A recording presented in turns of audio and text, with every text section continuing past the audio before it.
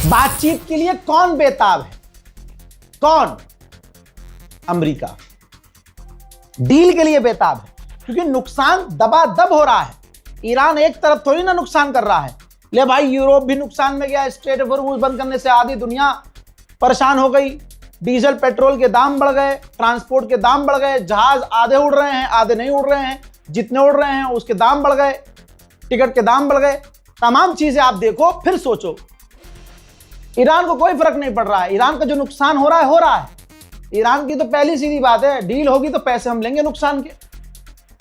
और जितना तेल वो बेचे जा रहा है दबा के, और आगे जो बेचेगा वो अच्छा पैसा कमाएगा भाई। अब तक ईरान पर पाबंदी लगी थी, अब ईरान पर पाबंदी हट गई है, और लगा भी दोगे तो अब क्या, अब तो सुपर पावर है ईरान। तो दिक्कत है, तो परेशान है डील के लिए ट्रंप। अब आपको बता दूं कि ये दोनों आदमी पहचान लीजिए आप, ईरान ने इन दोनों से बात करने से मना कर दिया है। इसमें जो जवान दिख रहा है ये डोनाल्ड ट्रंप का दामाद है, और बुढ़ा जो है ये है मिडिल ईस्ट का अमेरिका का एनवॉय। यही दोनों बातचीत कर रहे थे, कह रहे थे हम बात करेंगे। ईरान ने कह दिया कि भाई इनसे तो बात ही नहीं करनी, क्योंकि इन्हीं से पहले भी बातचीत चल रही थी, और इनसे बातचीत करते हुए ही हम पर हमला हो गया, हमारे लीडर्स को मार दिया और ये जंग शुरू कर दी, तो इनसे हम बात कर ही नहीं सकते। मामला इतना गंभीर और अमेरिका इतना परेशान कि तुरंत इनको कैंसिल किया। और अमेरिका का वाइस प्रेसिडेंट, हो सकता है जब आप ये खबर सुन रहे हो तो वाइस प्रेसिडेंट पाकिस्तान पहुंच चुका हो। जी हां, वाइस प्रेसिडेंट पाकिस्तान पहुंचने वाला है ईरान से बातचीत के लिए। अल जजीरा ने क्या लिखा है अखबार में देख लीजिए। अल जजीरा ने लिखा, ईरान को किसी चीज की जरूरत नहीं है, ईरान की सबसे बड़ी ताकत है ये स्ट्रेट ऑफ हॉर्मुज़, उसको बंद करने की भी जरूरत नहीं है। ईरान सिर्फ माइन बिछा दे, सारे जहाज डर के मारे आगे नहीं जाएंगे। ये अल जजीरा लिख रहा है, भले ही अरबी है, लिख सच रहा है। हजरत, ईरान के समर्थक ग्रुप ने इराक में अमेरिका की कंपनियों के कॉन्ट्रैक्टर और बड़े बड़े जो वहां अमेरिकी बिल्डिंग्स हैं उनको निशाना बनाया है। पूरी कमर अमेरिका की तोड़ दी गई है। इराक में ईरान के समर्थक ग्रुपों ने जो अमेरिका के कॉन्ट्रैक्टर्स हैं, खरबपति अरबपति, जो इराक में बड़े बड़े होटलों में रह रहे हैं, मौज कर रहे हैं, उन पर हमले किए हैं। मुलाहिजा फरमाइए।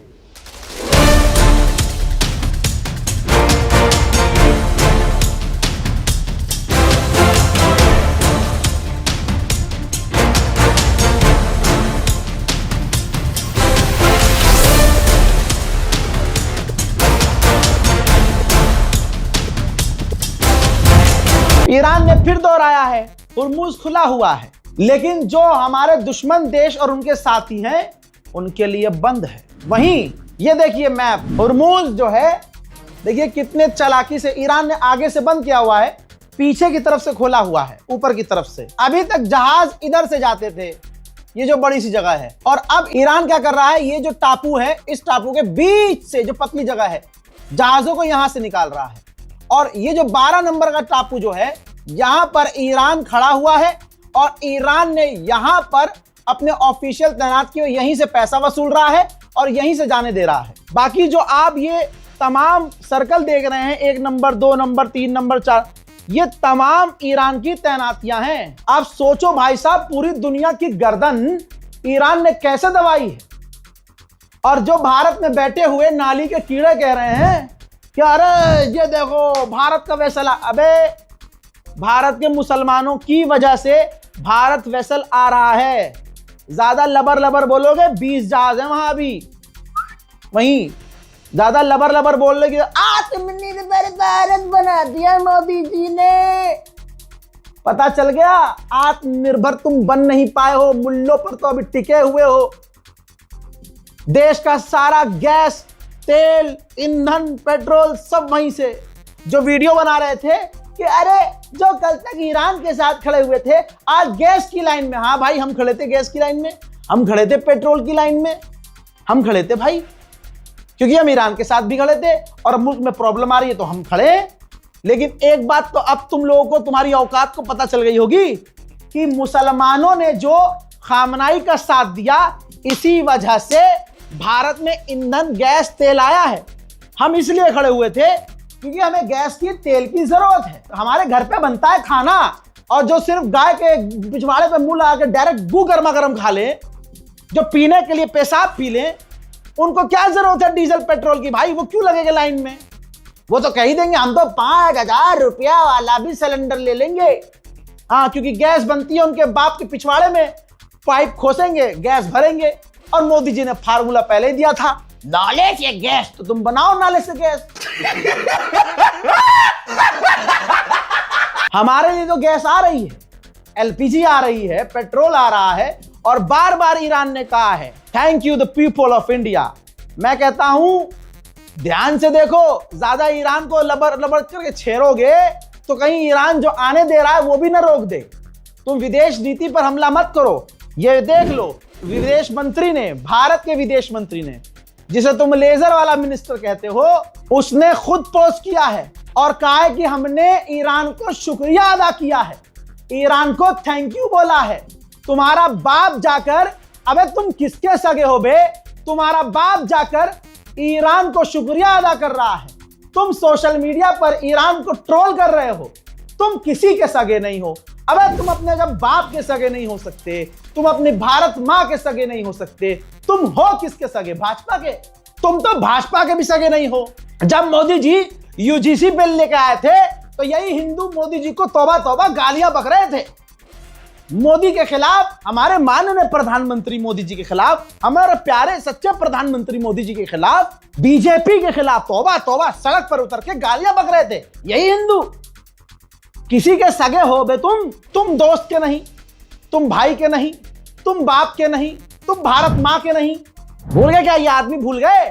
पूरी दुनिया देख ले, मुसलमानों को हिंदू समुदाय बदनाम करते हैं, कहते हैं ये गद्दार है, ये गद्दार है, ये गद्दार है। मुसलमान वफा नहीं करते। तस्वीर अपने आंखों से देख लीजिए। पाकिस्तान के लिए सुमित कुमार जो 36 साल का था, भारतीय एयरफोर्स में था, गद्दारी कर रहा था। मुल्क से गद्दारी करी इसने। पाकिस्तान को हमारे फाइटर जेट की जानकारी दी, पाकिस्तान को हमारे डिफेंस की जानकारी दी, पाकिस्तान को हमारे रडार की जानकारी दी। कौन था ये? कुमार। जितने सुअर की नस्लें ये गोदी मीडिया के एंकर हैं, ये अपनी अम्मा की कोख में घुस गए क्या? अब क्यों नहीं निकल रहा है मुंह से? क्योंकि इनके घर में यही चलता है। इनके भाई है ना वो, इनके घर की बात है। एक नहीं, दो नहीं, इस हफ्ते गद्दार पे गद्दार पकड़े गए हैं। भाई ये तो हमारी इंटेलिजेंस का सहारा है, वरना पता नहीं हमारे मुल्क में क्या हो जाए। यूपी के गाजियाबाद पुलिस को बड़ी कामयाबी मिली। एक बार फिर से ऐसा गैंग पकड़ा है जो भारत के रेलवे स्टेशन, मंदिर और इंपॉर्टेंट सेंसिटिव इलाकों में कैमरे लगा चुका था। जीपीएस लोकेशन पाकिस्तान को भेज रहा था। यहां तक कि वो सीसीटीवी कैमरा ऐसे थे जिसको बिजली से चलने की जरूरत नहीं थी, वो सोलर सीसीटीवी कैमरा थे। इसमें गद्दार कौन गिरफ्तार हुआ?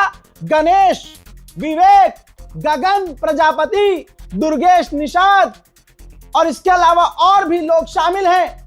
ये तो उत्तर प्रदेश पुलिस, हमारी एनआईए गाजियाबाद पुलिस का कारनामा है कि इन गद्दारों को पकड़ लिया। और वो जो ऑपरेशन सिंदूर में जो यूट्यूबर थी, जो पाकिस्तान एम्बेसी में जा जाकर घुस रही थी, मुझे गद्दार कहने वाला तुम्हारा बाप हूं मैं। कभी पाकिस्तान की तरफ मुंह नहीं किया, पाकिस्तान एम्बेसी की तरफ मुंह नहीं किया। और वो तुम्हारे घर की हरियाणा बीजेपी से जो थी, एनआईए ने बताया है कोर्ट को, इसी लड़की ने, ज्योति मल्होत्रा ने पाकिस्तान को हमारे खुफिया जानकारी दी, पाकिस्तान को हमारे सेंसिटिव जानकारी दी।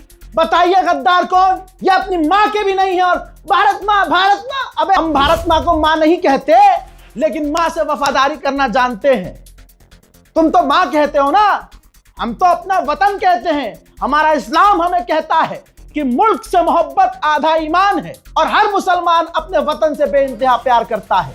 तुम हमें हर दिन उकसाते हो, तुम हमें हर दिन मारते हो, तुम हमें हर दिन मारने की बात करते हो। सरकार तुम्हारी, प्रधानमंत्री तुम्हारा, विदेश मंत्री तुम्हारा, होम मिनिस्टर तुम्हारा, अधिकारी तुम्हारे, तब भी हिंदू खतरे में है तो मुझे बना दो प्रधानमंत्री, फिर देखो जलवा है। हवाई बातें करवा लो बस। हट।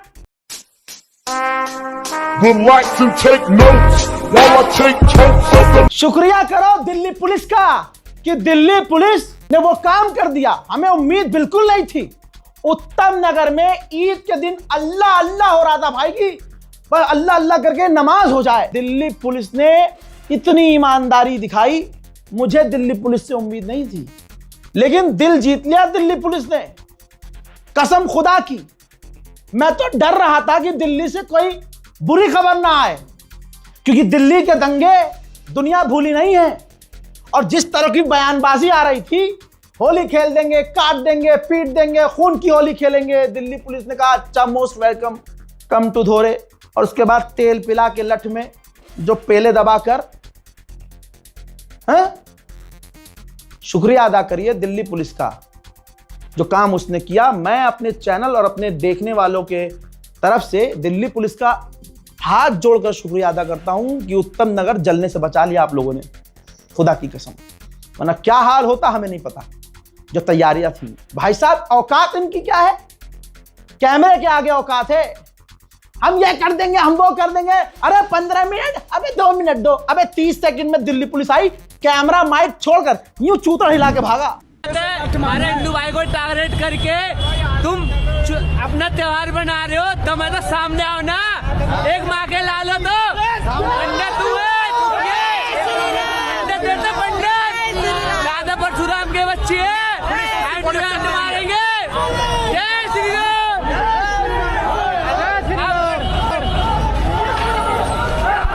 बस हवा निकल गई। ये है औकात इनकी। गप गप गप, एक उंगली से नहीं, 5-5 उंगली से गो गो होना चाहिए इनके साथ। हजरात, बैक टू द पॉइंट, जिसको फादरलैंड माना है इन्होंने, इनके साथ तो बहुत बुरा हो गया यार। इजराइल को फादरलैंड मान के आए तो अंधभक्तों के लिए फादर हुआ नेतन्याहू, और नेतन्याहू की बीवी हुई इनकी दादी अम्मा। दादी अम्मा का कनेक्शन घोप घोप मिनिस्टर से था। घोप घोप मिनिस्टर पता है, एप्स्टीन फाइल वाला, देख लो, तुम्हारे अब्बा ढूंढ के लाए हैं, नाम है रजा ग्राफी। अंधभक्तों के लिए अकेला काफी। देखो 2 सर्कल हैं, एक सर्कल में एप्स्टीन, यही आदमी है जो दुनिया का सबसे बड़ा गंदा और घिनौना काम करने वाला आदमी, और दूसरे सर्कल में नेतन्याहू की बीवी यानी अंधभक्तों की दादी मां।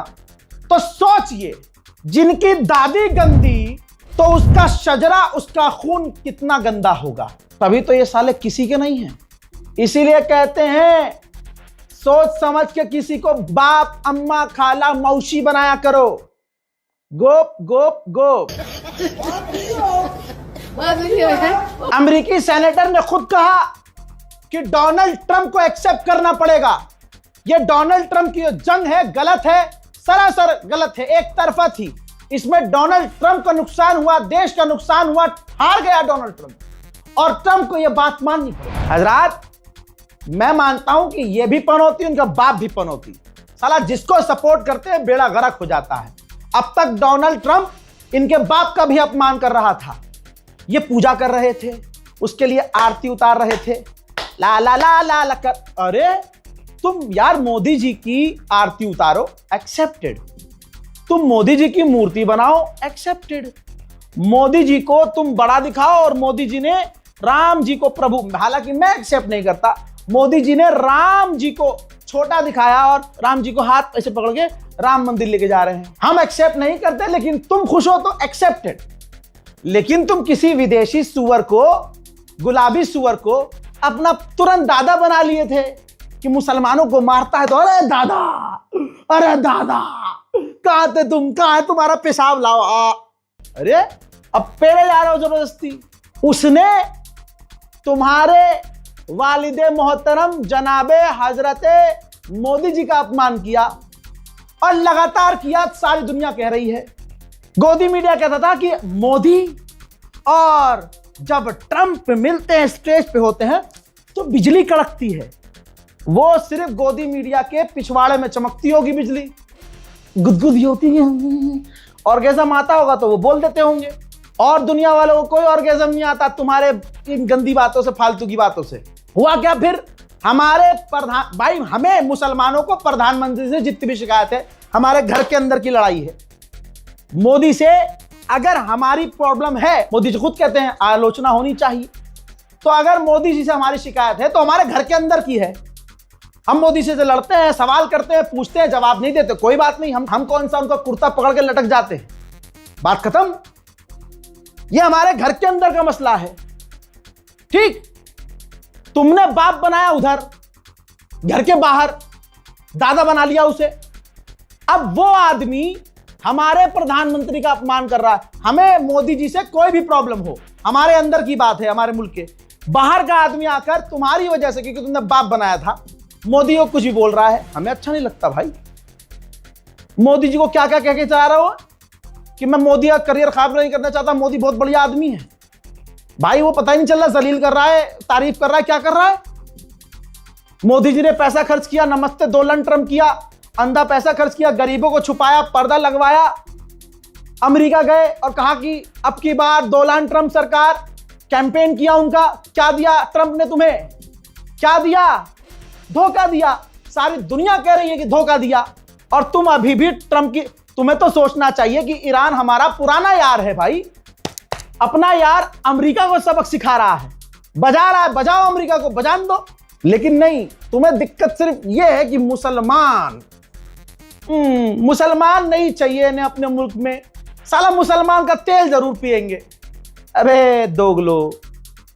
खैर, अब फादरलैंड तुम्हारा पेला जा रहा है तो काहे नहीं जा रहे हो? जल्दी जाओ, वो चड्डी पहनो अपनी खाकी वाली और लाठी पकड़ो और मटकते मटकते पहुंचो। कहां गई तुम्हारी फौज? ओहो, ओ पेशाब की कमी हो रही होगी, है जोश तो तभी आता होगा तुम्हें जब पेशाब पीते होगे। P low. रिपोर्ट देखो, ईरान ने कंफर्म किया है कि हमने राफेल के जो हथियार रखे हुए थे फैसिलिटी हाइफा के अंदर इजराइल में, हमने उसे निशाना बनाया है। दोस्तों, अमेरिका की गवर्नमेंट का पूर्व national security adviser on camera बोल रहा है, एक्सेप्ट किया है उसने, जिसकी वजह से डोनाल्ड ट्रंप की चड्डी तक उतर चुकी है। हजरत, पूर्व एनएसए ने कहा कि हम इस जंग से पहले यह कंफर्म बता देना चाहते हैं कि ईरान ने अपना प्रपोजल रखा था टेबल पे, और वो न्यूक्लियर का सॉल्यूशन चाह रहा था कि यार न्यूक्लियर में बात कर लो, जो तुम्हारी गलतफहमी है दूर कर लो। और वो प्रपोजल ईरान का अमेरिका के हक में था, लेकिन डोनाल्ड ट्रंप ने हमला कर दिया। यह बात क्लियर है कि अगर हम हमला भी कर देंगे तो ईरान की न्यूक्लियर फैसिलिटी को तबाह नहीं कर सकता, क्योंकि उसका ज्योग्राफिकल मैप ऐसा है, उसकी जमीन ऐसी है, उसके पास हमेशा यूरेनियम रह ही जाएगा। हमें आखिर में उससे बात करनी ही पड़ेगी, और आज करनी पड़ रही है। इन्होंने कहा कि इजराइल पर जब आती है बात, ईरान की जब बात आती है, तो इजराइल चाहता है कि ईरान टुकड़े टुकड़े हो जाए, लेकिन यह इजराइल का गोल है। अगर हम ईरान को टुकड़े टुकड़े करेंगे तो तेल के दाम डबल ट्रिपल हो जाएंगे और हमें बड़ा नुकसान होगा। ताइवान के पास सिर्फ 11 दिन का एलएनजी बचा हुआ है, क्योंकि वो कतर से लेता था और कतर सप्लाई बंद कर चुका है। मैं दिखा चुका हूं ईरान ने जो हमले किए और इजराइल में जो तबाही मची। अब ईरान ने उस हमले का वीडियो जारी किया है, जिसमें वो मिसाइल पर लिख रहे हैं कि शहीदों की बेटियों की तरफ से। और देखिए, अगर आप ध्यान देंगे तो साफ नजर आ रहा है कि जो शख्स लिख रहा है, जो हाथ लिख रहा है उस मैसेज को मिसाइल पर, वो किसी महिला का हाथ है। तो यार कितना मतलब दिल और जज्बात इस जंग में जुड़े हुए हैं ईरानियों के, कि अगर औरत का बदला लिया जा रहा है मिसाइल के द्वारा, तो एक औरत से ही मिसाइल पर लिखवाया जा रहा है। और लोग कहते हैं कि ईरान में महिलाओं को दबाया जाता है। उधर अमेरिका ने माना है कि 290 अमेरिकी फौजी घायल हैं, भले उसके 2000 घायल हों, बताएगा 290। मिर्ची तो इजराइल को भी लगी है, क्योंकि किसी ने साथ इसका दिया ही नहीं। इजराइल का पूर्व प्रधानमंत्री कह रहा है स्पेन को कि बकवास है, क्योंकि स्पेन ने मना कर दिया था कि हमारे बेस का आप इस्तेमाल नहीं कर सकते ईरान पर हमला करने के लिए, हम न्यूट्रल हैं, हम कुछ भी नहीं करेंगे ऐसा। तो नफ्ताली बेनेट बुरी तरह से भड़का है, कहा कि बकवास है, वो कमजोर है, मतलब जो इनका साथ न दे वो साला कमजोर है, यही मजबूत है। और इनकी मजबूती ईरान ने 25 दिन में निकाल दी है, पानी पिला दिया इनको। और जो कैंट, जो अमेरिका का काउंटर टेररिज्म का जो चीफ था, उसने सारी पोल इजराइल की खोल दी। तो अब ये खिसियानी बिल्ली खंबा नोचे वाला हिसाब है। ये कहता है उसे कि जो कैंट फ्यूचर में एक डस्टबिन होगा, उसका कोई इतिहास नहीं होगा। भाई डस्टबिन छोड़, वो जो भी है उसने अकेले तुम सबको नंगा किया है। हज़रात, खेतों में जो फर्टिलाइजर यूज होते हैं दुनिया में उसकी भारी कमी है, बहुत कमी है। रशिया ने देखा अच्छा कमी हो रही है, रशिया ने फर्टिलाइजर एक्सपोर्ट बंद कर दिए। मतलब पूरी दुनिया से एक तरह से बदला ले रहा है रशिया कि जिसने यूक्रेन का साथ दिया, अमेरिका का साथ दिया, सब भुगतो। फाइनेंशियल टाइम ने क्या लिखा है, एक लाइन में आप समझिए कि नेतन्याहू इजराइल के भविष्य के साथ जुआ खेल रहा है। ईरान की ताकत समझ रही है, ईरान ने खुद बताया है। लीजिए फुल स्क्रीन पर लगा रहा हूं, ऊपर आप इसकी ओरिजिनल तस्वीर देख लीजिए। यह मिसाइल है बहुत एडवांस, जिसके चीथड़े ईरान ने उड़ाए हैं। JASSM क्रूज मिसाइल ईरान ने अपने एयर डिफेंस सिस्टम से मारकर गिरा दी। मोहतरम हजरात, फिलहाल के इस अपडेट में इतना ही। इस रिपोर्ट को शेयर कीजिए, अपनी दुआओं में मुझे याद रखिए। मैं हूं रजा। गोदी मीडिया और अंधभक्तों की सजा। जय हिंद।